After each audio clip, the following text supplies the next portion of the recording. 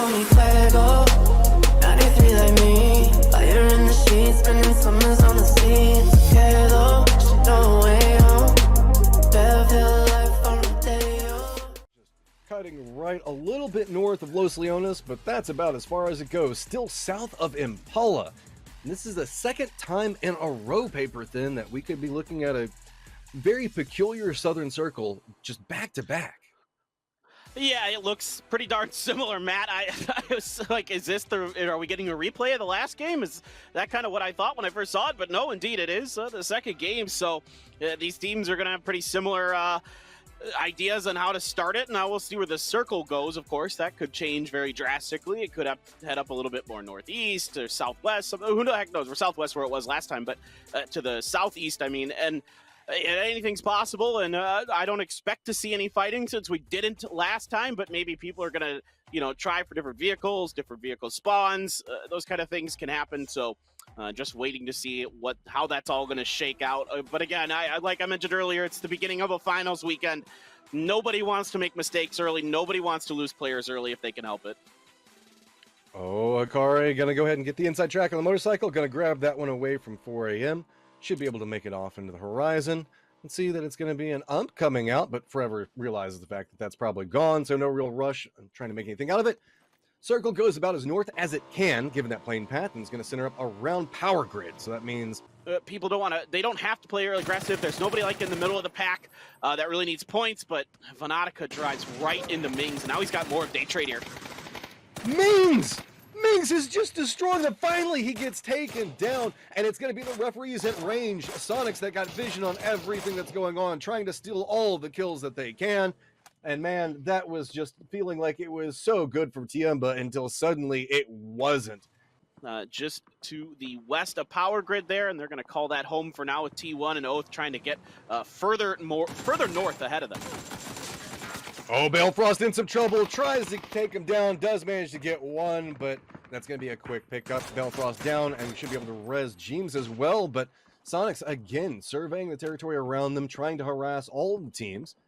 They are going to pick up the kill for this one, but you can see now Jeems trying to still get rezzed off in position.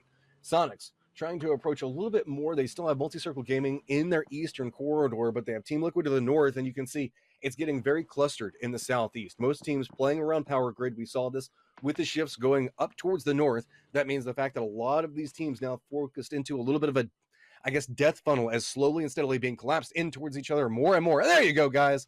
There is your code. I'll read it out once for you. It is NVUBZ24BC9M5. Look how nice Matrim is. He reads the codes for you guys. Such a nice guy. Oh, Summer. Hwinn is not a nice guy, though. Gonna get the knock with a headshot on the barrel. Gonna try to finish it up with the frag. It's well placed, and he's gonna knock the retreating Evil Lee with it. Molly's following. SONIQS, they might have a great opportunity to wipe MCG out. Oh, so much trouble right now. You can see SONIQS realize the opportunity. They run up the hillside. It's going to be Tank, but we have seen Tank Star perform for his squad before. Holding up. You can see the Molotovs are slowing it down. And Team Liquid, Jeems has an angle onto everybody from SONIQS, and there is nowhere to go. 2 members down, already flushed out. And where do you go from this point? SONIQS thought that they had an opportunity, but now down to just 2 members. The cost ridiculously high for the aggression. Yeah, I think kind of those knocks and those kills got SONIQS thinking a little bit too much here. Link do, no sir. Hikari gonna get the headshot and the knock onto him. Some really good shots coming out here from SONIQS. Jeems from Team Liquid, that was fantastic mini shooting from him on the retreating SONIQS on the side of that hill. And he picks up a couple points for it. And now a grenade from Long K, gonna find Mexi.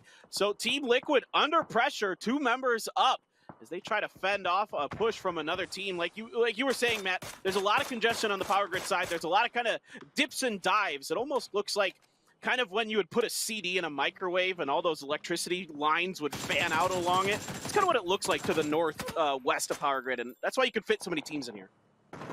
I just learned a lot about your childhood with that statement right there, Paper.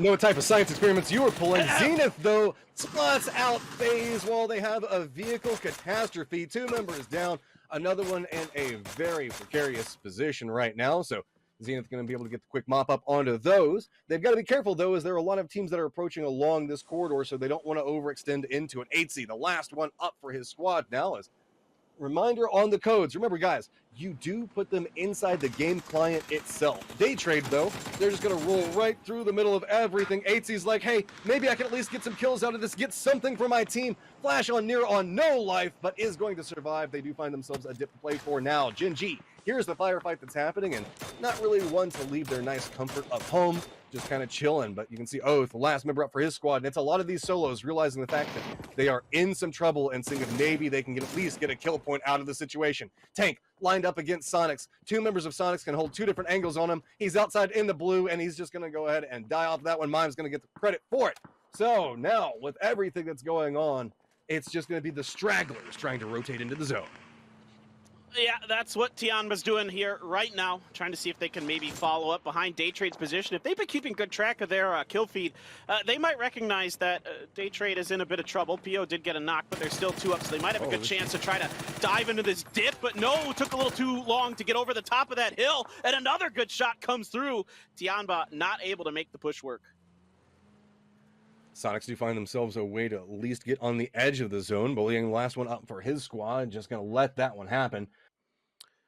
Well, they're doing a good job kind of taking advantage of the chaos that's happening between SONIQS and Zenith. As another knock comes through and the smokes are there, there's enough of the rock to kind of keep it in the way. Wow, Mime.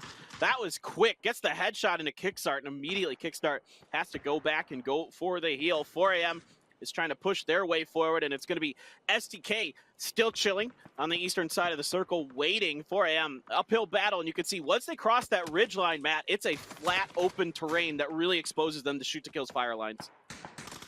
And shoot to kill is waiting for it. They're committing into this, but it's going to be Forever that connects onto Alo that could provide the opportunity. 4 AM now throwing out the smokes, trying to bring the utility. Crazy playing a lower position onto it. Godfeed just rolling right into point, running right up along this. You can see 4 AM not hesitating away from it. Luke 12 goes down as well. So while Shoot to Kill had the covered control point to play from, it's going to be 4 AM that's finding the different ways to inflict the knocks. So with this, Forever has to make sure that he keeps an eye onto Zenith's positioning, as Zenith now looking like they might want to try to third-party this. It's a dance back and forth as Forever is trying to make the peek around the side of it. Pentalol has to contest with Zenith as well. Zenith has been trying to inflict as many casualties as possible. 2 members down, trying to see if they can spot him out. Does manage to spot out 2 of the down members for Shoot to Kill. Picks those up, so Kickstart going to be rewarded for it. But with all the attention being focused to the east, they have surrendered control over the hillside, and now so many teams are just moving, trying to find active control points to play from, and Zenith lines up, trying to get more damage onto 4 AM, and it is just a fight for everything you've got along this hillside.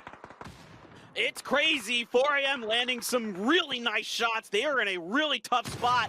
Couple knocks opening up the door for them onto SDK. Zenith comes over, gets a couple knocks into them. They're able to fight back yet again. Xiaolu and Crazy trying to get it done. Pentalol hanging on by a thread right now. Mollies, grenades, everything exploding around him. But he's found just enough of a nook at the side of this rock to keep himself alive. 4 Angry Men, though, still outside of the circle, and Zenith, they picked up a lot of kill points out of this. Let's see if they can finish this out.